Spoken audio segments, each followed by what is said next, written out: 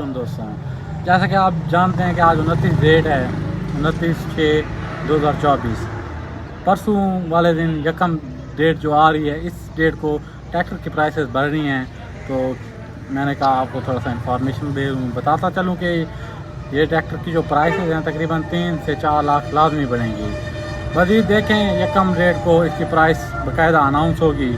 उसके अलावा नोटिफिकेशन जो आया है उसमें वाज़ेह तौर पे इन्होंने बताया कि जो इस महीने में बुकिंग हुई है, जो हालिया चल रहा है 29, आज 29 डेट है, तो इस महीने में जिन्होंने बुकिंग कराई थी उनको सेम प्राइसेस में ट्रैक्टर मिल जाएंगे। इसके बाद अब जो नई बुकिंग होगी वो नई कीमत के साथ होगी।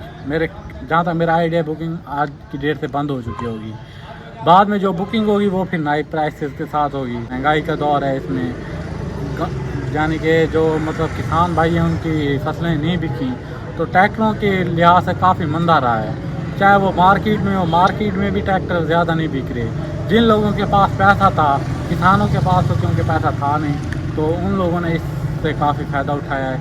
किसानों से काफ़ी सस्ते ट्रैक्टर, कुर्बानी के मौके पे भी हत्ता के सस्ते जानवर बिकते रहे हैं। वजह सिर्फ किसानों का माली बुरान था, जो कि हुकूमत ने अपने इस तकरीबन आज हुकूमत को 100 दिन हो गए हैं, 100 दिन में इन्होंने जो किसानों का नुकसान किया है वो सबके सामने है।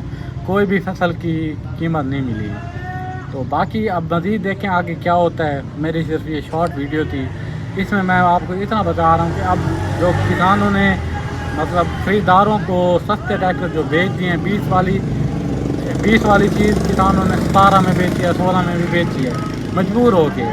तो अब कोशिश करें कि इन चीज़ों को ना बेचें। जो चीज़ एक बार आपने परचेज़ कर ली है उसको अगर आप बेच देंगे तो वो फिर बनाना मुश्किल हो जाएगी।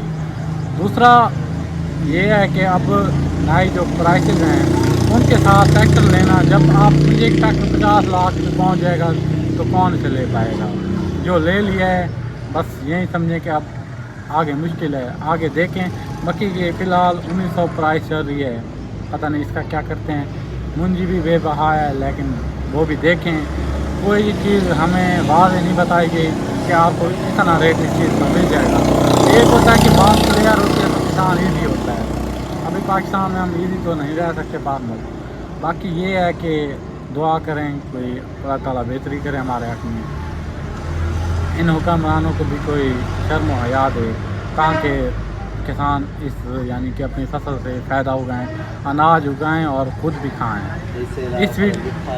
इस वीडियो के साथ मुझे इजाज़त दें। बाकी वीडियो अच्छी लगे तो चैनल को लाज़मी सब्सक्राइब करें।